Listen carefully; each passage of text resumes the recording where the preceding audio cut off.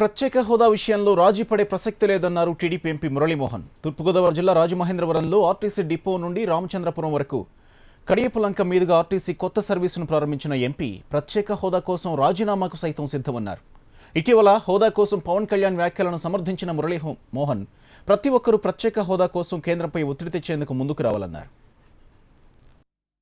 పవన్ కళ్యాణ్ గారు చేసినా ఎవరు చేసినా ఏది చేసినా అందరి యొక్క ధ్యేయం ఏంటంటే ఆంధ్రప్రదేశ్కి ప్రత్యేక హోదా తీసుకురావటం.